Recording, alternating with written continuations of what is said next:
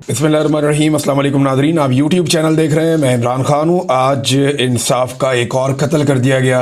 इमरान खान साहब को तोशाखाना 2 के केस में भी सज़ा सुना दी गई है। पहले देखें हुआ क्या है, इसकी टाइमलाइन देख लें आप। इमरान खान साहब की जो वकला की टीम है उन्हें इन्फॉर्म किया जाता है रात को 8 बजे कि सुबह जनाब तोशाखाना वाला केस लगेगा। बार बार ये केस इससे पहले लगता रहा, कैंसिल होता रहा, तो कन्फर्मेशन थी नहीं। लेकिन रात को कंफर्म किया जाता है सुबह केस लगेगा, आप फटाफट पहुंच जाएं। अब वकला जो है वो लाहौर में मौजूद हैं, कोई कहीं मौजूद है, तो सब लोग भागम दौड़ जो है वो कुछ भी करके, धुंध बहुत ज़्यादा थी, इसके बावजूद इस्लामाबाद पहुंच गए। फैमिली को अंदर नहीं जाने दिया गया और मखसूस लोगों को अंदर ले जाया गया।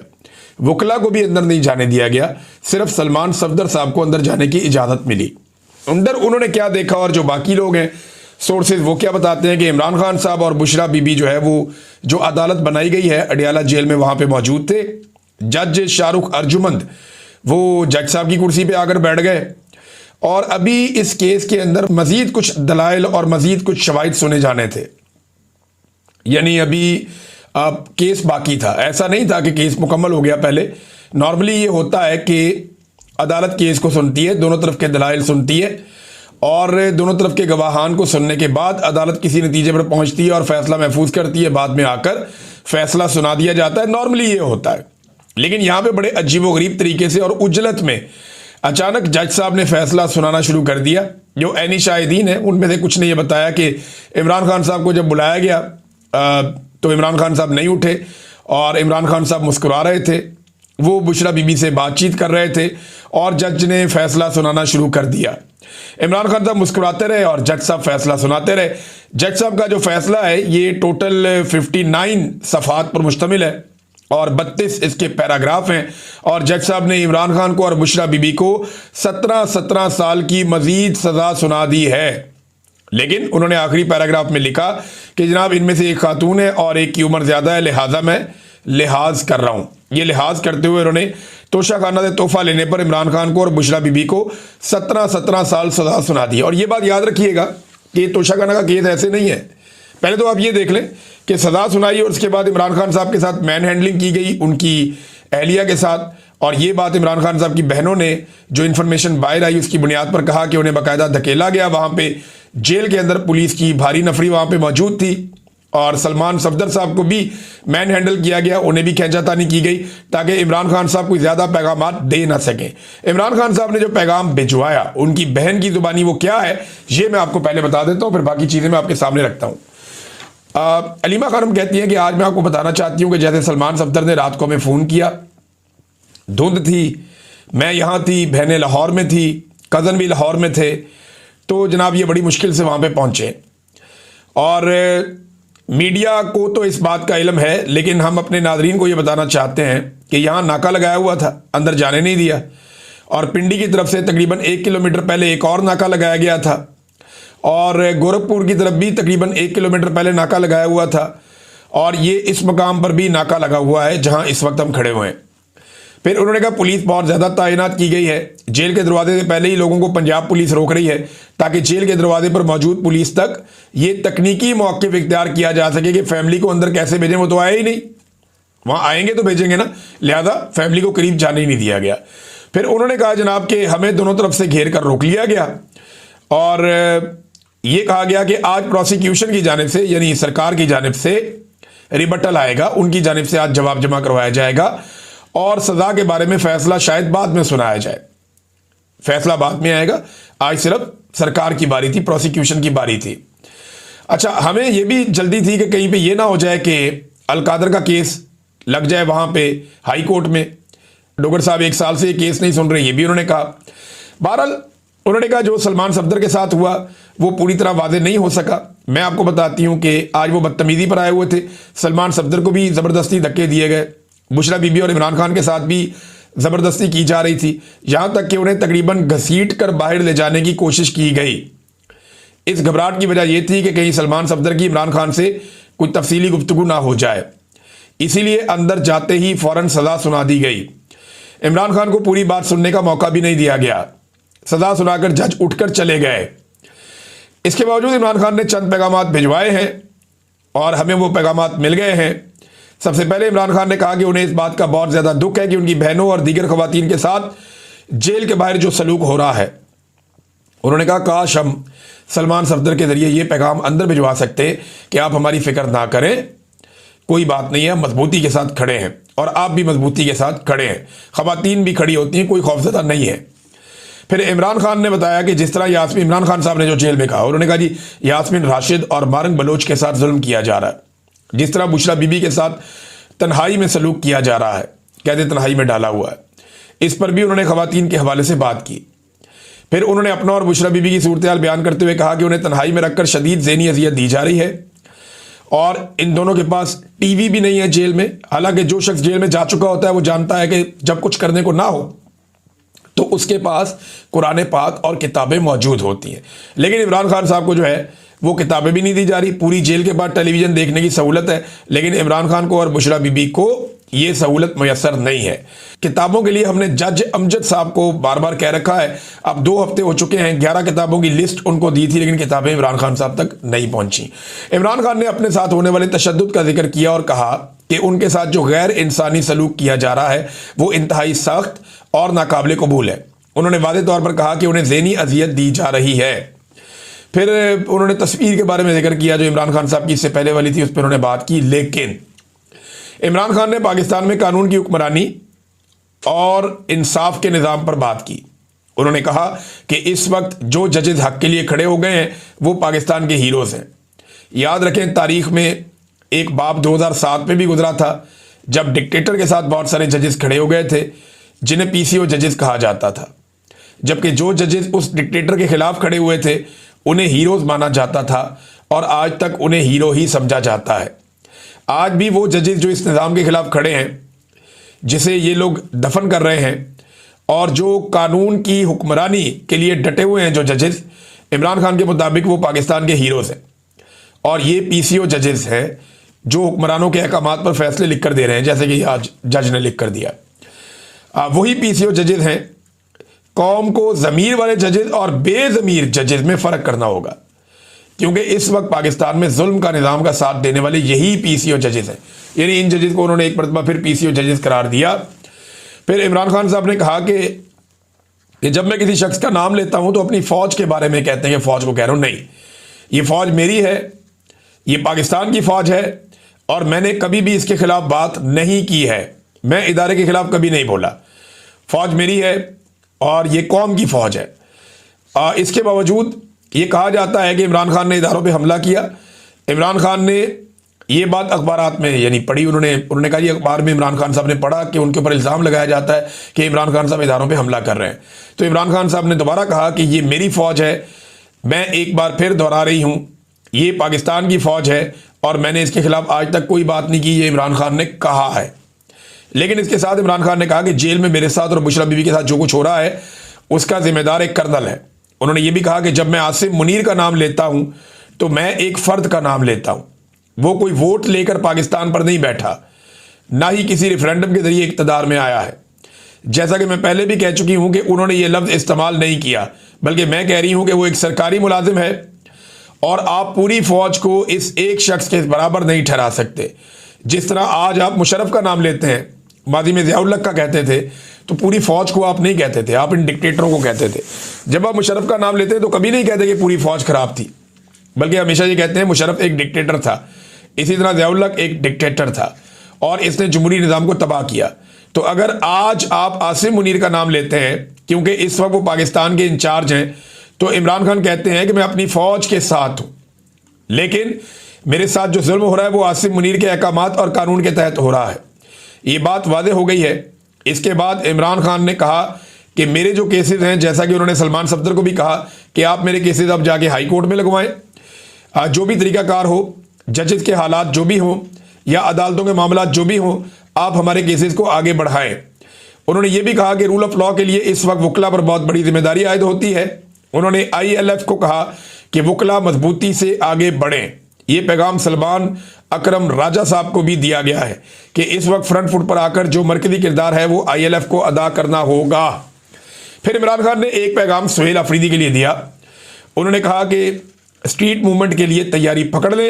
स्ट्रीट मूवमेंट यानी गलियों के अंदर एहतजाज, पूरी एक मुल्क के अंदर एक स्ट्रीट मूवमेंट चले। इमरान खान साहब उसका जिक्र कर रहे हैं। अगले वीलॉग में हम इसकी तफसीलात में जाएंगे कि एक्चुअली ये होना क्या है। उन्होंने कहा जी स्ट्रीट मूवमेंट के लिए तैयारी पकड़े। उन्होंने वादे तौर पर कहा कि स्ट्रीट मूवमेंट के लिए तैयारी करें। और आखिर में इमरान खान ने जो सबसे अहम बात है वो कही थी, जिद्दोजहद इबादत है और मैं शहादत के लिए तैयार हूं। ये जनाब इमरान खान साहब का स्टेटमेंट है जो उन्होंने जेल के अंदर दिया। अब ये केस इस वक्त क्यों सुनाया गया, लेकिन ना किसी को भी नहीं पता था आज फैसला सुना दिया जाएगा। जज साहब लिखा लिखाया फैसला लेकर आए, आगे जज साहब ने सुना दिया। क्यों? ये मामला किसी और तरह भी आगे बढ़ सकता था, लेकिन पाकिस्तान में मिलिट्री एस्टेब्लिशमेंट या खास तौर पे आसिम मुनीर साहब वो ये नहीं चाहते कि इमरान खान साहब की जेल के अंदर से बातें बाहर आए। उन्होंने इमरान खान साहब को कैद तन्हाई में रखा हुआ है और एक जरिया इमरान खान साहब का होता था कि जब अदालत में केस चलता था, जो अडियाला के अंदर बनाई गई अदालत है, तो वहां पे जो बातचीत करते थे वो बाहर आ जाती थी। आज वो रास्ता भी आसिम मुनीर साहब ने बंद कर दिया। अब मुमकिन है इमरान खान साहब की जेल को शिफ्ट कर दिया जाए, क्योंकि इस्लामाबाद में इमरान खान साहब पे ऐसा कोई केस तो है नहीं जिसके लिए उन्हें लाना पड़े बार बार या जज को आना पड़े। लिहाजा ये फैसला सुना दिया गया। इस पर पाकिस्तान तहरीक इंसाफ ने अपना रद्द-ए-अमल भी दिया है और कुछ बड़ी इंपॉर्टेंट चीजें पाकिस्तान तहरीक इंसाफ ने बताई हैं। उन्होंने कहा जी ये इतनी भारी सजाएं दे दी है, सियासी इंतकाम है ये और कुछ नहीं है। ये लिखा लिखाया फैसला है जो अदालत ने लाकर सुना दिया। कोई कानूनी तकाजे पूरे नहीं किए गए और इस्तगासा के जितने गवाह थे हुकूमत की जानिब से वो झूठे साबित हो चुके हैं। ब्रिगेडियर अहमद और कर्नल रेहान इन्होंने तस्लीम किया कि तोशाखाना से लिए गए तहाइफ का मुकम्मल रिकॉर्ड और दस्तावेजात मौजूद हैं। जो एक कलीदी और बुनियादी गवाह था अदालत में मुकम्मल तौर पर डिस्क्रेडिट हो चुका है। यह केस बहुत पहले खत्म हो जाना चाहिए था। इस केस का चलना ही गैर कानूनी था। सजा सुनाना तो बहुत दूर की बात है। फिर उन्होंने कहा तोशाखाना 2 में दी जाने वाली सजा एक ही इल्जाम पर दूसरी बार सजा है, यानी इसी केस में पहले सजा हो चुकी है, अब दोबारा इसी केस में सजा सुना दी गई। और ये पाकिस्तान के फौजदारी कानून की खिलाफ वर्जी है और इसकी कोई दूसरी मिसाल पाकिस्तान में मौजूद नहीं है। वैसे जैसे इमरान खान साहब डट के खड़े हो गए, इसकी भी कोई दूसरी मिसाल पाकिस्तान में मौजूद नहीं है, तो एस्टेब्लिशमेंट जो कर रही है उसकी भी कोई दूसरी मिसाल पाकिस्तान में मौजूद नहीं है। अदालत आज़ाद नहीं थी बल्कि एक सियासी इंजीनियरिंग का आला कार बन चुकी है। इमरान खान साहब ने सारी हकीकत 1 अक्टूबर को दुनिया के सामने रख दी थी और आज ये फैसला इस बात पर आखिरी मोहर लगाई जा रही है कि पाकिस्तान में रूल ऑफ लॉ को दफन कर दिया गया है। और जनाब बदनुमा तरीन एक स्याह बाब है ये फैसला। देखें यहाँ पाकिस्तान में तोशाखाना के कानून में लिखा हुआ है कि आप गाड़ी नहीं ले सकते, बाकी चीज़ें आप ले सकते हैं। आप कीमत दें, आप वो चीज़ें ले लें। तोशाखाना में जो चीज़ें आई उनके पैसे जमा करवाएं, चीज़ें ले लें। इमरान खान ने, बुशरा बीबी ने ये किया। लेकिन तोशाखाना के कानून में लिखा हुआ है कि गाड़ी आप नहीं ले सकते। जिन्होंने गाड़ियां ली उनमें कोई सदर है, कोई चेयरमैन सेनेट है, उनमें कोई जो है वो पाकिस्तान की हुक्मरानी संभाला हुआ है। जिन्होंने गाड़ियां ली हैं उनके खिलाफ कुछ नहीं। वो केस जरा आप देखिए। इमरान खान का केस धड़ाधड़ इन्होंने चलाया जो 2024 में बनाया गया तोशाखाना 2 और उजलत में फैसला सुना दिया गया। जबकि जो गाड़ियों वाला केस है, तोशाखाना से गाड़ियां लेने वाला केस, चाहे नवाज शरीफ है, यूसुफ रजा गिलानी है, आसिफ अली जरदारी है, मरियम नवाज है, वो केस 2019 में बना। आज 6 साल गुजरने के बावजूद उस केस में कुछ नहीं हुआ। 50 से ज्यादा समातें हो चुकी हैं तोशाखाना से गाड़ियां निकलवाने वाले केस में और तोशाखाना के कानून में लिखा हुआ है कि गाड़ी नहीं निकलवाई जा सकती। नैब बड़ा मुतहर्रिक था माजी में, लेकिन अब यह केस आगे ही नहीं बढ़ रहा। हो ये रहा है कि एफआईए के बाद दोनों केस गए, तोशाखाना 2 वाला भी गया और ये वाला केस भी गया जो 6 साल से चल रहा है गाड़ियों वाला। तो इसमें एफआईए ने आज तक चालान ही जमा नहीं करवाया और दूसरी जानिब जो तोशाखाना 2 है इमरान खान के खिलाफ, उसका फटाफट देखिए। सादा बात समझे, अगर आर्मी चीफ आपका दोस्त है तो आप गाड़ियां लें, गैर कानूनी काम करें, कत्ल करें, बेईमानी करें। वो जज के बेटे ने 2 लड़कियां मार दी, मसला ही कोई नहीं। अगर आप आर्मी चीफ के मफादात का तहफ़्फ़ुज़ कर रहे हैं इस मुल्क में तो मसला ही कोई नहीं, टेंशन ही कोई नहीं, कोई फ़र्क नहीं पड़ता इस निज़ाम को, वो आपको बचाएंगे। लेकिन अगर आप आर्मी चीफ की सियासत में मुदाखलत के खिलाफ आवाज़ उठाएं तो फिर ये होगा जो इमरान खान साहब के साथ हुआ है। और ये बातें सारी दुनिया अब जानती है। इसके अंदर और हम क्या करें, अब तो सिर्फ आवाम का खड़ा होना बाकी है। अगर किसी को लगता है ना कि इस निज़ाम से उसे पहले कोई उम्मीद थी तो ये उम्मीद तो बहुत पहले ख़त्म हो जानी चाहिए थी। इमरान खान साहब जाते जाते वो आखिरी जुमला बोल गए जिसके अंदर सारी हिकमत है। उन्होंने कहा जी जिद्दोजहद इबादत है और मैं शहादत के लिए तैयार हूं, ये इमरान खान साहब ने कहा है। नाज़रीन, कुछ चीज़ों से तवज्जो भी हटाई जा रही है। लेकिन इमरान खान साहब को अब हो सकता है उनकी जेल को भी शिफ्ट कर दिया जाए, उनके ऊपर मजीद सख्ती की जाए, उन्हें कहते तन्हाई में डाल दिया जाए, क्योंकि आसिम मुनीर साहब को इस वक्त अमेरिका का आशीर्वाद हासिल है और अमेरिका के लिए वो दिन रात काम कर रहे हैं। देखिए, अभी वो कई ममालिक के दौरे करके आए, अब दोबारा से वो लिबिया गए हैं। लिबिया जाकर उन्होंने मुलाकात की, जो लिबिया का हुक्मरान है वहाँ पे फील्ड मार्शल, लिबिया का फील्ड मार्शल खलीफा बिल कासिम हफ्तर, उससे मुलाकात की। अच्छा, ये ऐसा बंदा है जिसने गद्दारी की थी कर्नल कज़ाफी से, जो लिबिया का हुक्मरान था, वो भी वहाँ पे फील्ड मार्शल बना हुआ है और ये भी फील्ड मार्शल है। दो फील्ड मार्शल आपस में मिले हैं लिबिया में। एक्चुअली आसिम मुनीर साहब ट्रंप को खुश करने के लिए, या जो ट्रंप का मंसूबा है उस पर अमल दरामद करने के लिए, ऐसा लगता है फौज इकट्ठी कर रहे हैं और मुख्तलिफ जगहों पे जाकर फौज के लिए कंसेंसस पैदा कर रहे हैं।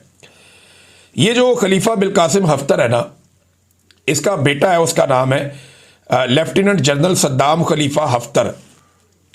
आप अंदाजा करें, इसकी उम्र 34 साल है और ये तरक्की करते करते लेफ्टिनेंट जनरल बन गया 34 साल की उम्र में।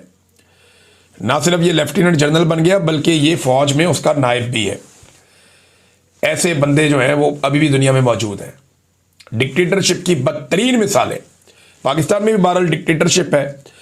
और अब अमेरिका ने जब पोल खोल दिया और अमेरिका ने सारी दुनिया के सामने रख दिया कि जनाब पाकिस्तान के जो हुक्मरान हैं ये खुद अमेरिका को कह रहे हैं, जनाब बताएं आपको चाहिए क्या, हम अपनी फौज भेजते हैं गजा में और डोनाल्ड ट्रंप के मंसूबे पे अमल दरामद करवाते हैं।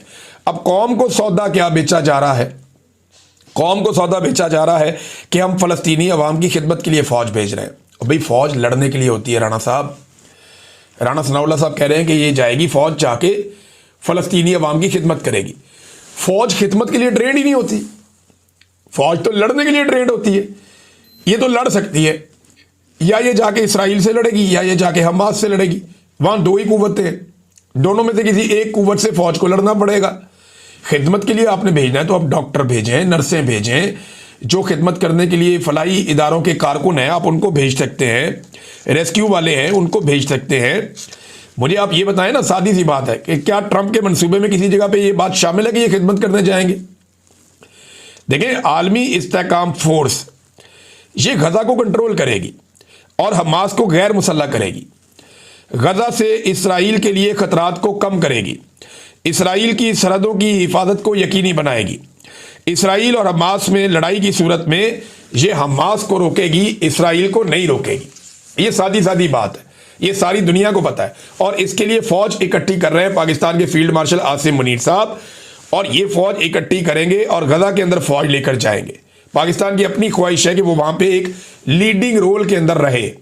डोनाल्ड ट्रंप से मुलाकात से पहले मुझे ऐसा लगता है कि आसिम मुनीर साहब चंद ममालिक की फौज को कायल कर लेंगे, जो डिक्टेटर टाइप के मुल्क है ना, जो अपनी फौज देने के लिए तैयार भी हो जाएंगे। किसी से 1000 किसी से 2000 फौजी लेकर, और अच्छे खासे पैसे मिलेंगे इन फौजियों को और इनकी फौजों को, और ये अच्छा खासा पैसा कमाएंगे, क्योंकि कुछ लोग पैसा खर्चेंगे, कुछ लोग अपनी फौज लेकर जाएंगे। क्योंकि इसराइल की हिफाजत को यकीनी बनाना डोनाल्ड ट्रंप की प्रायोरिटी है। इसराइल के ऊपर किसी किस्म की आंच ना आए, इसके लिए डोनाल्ड ट्रंप किसी भी लेवल तक जाएंगे। और डोनाल्ड ट्रंप पूरी कोशिश कर रहे हैं कि एक मुसलमान फौज इकट्ठी करके इसराइल की हिफाजत के ऊपर मामूर की जा सके और हमास को हमेशा के लिए गैर मुसल्ला भी किया जाए, एलिमिनेट भी किया जाए और गजा से बेदखल भी कर दिया जाए। तो इसके लिए उन्हें एक फौज चाहिए, और ये फौज आसिम मुनीर साहब ऐसा बाज़ाहिर दिखाई देता है, जो वो भाग दौड़ कर रहे हैं वो एक फौज बना रहे हैं।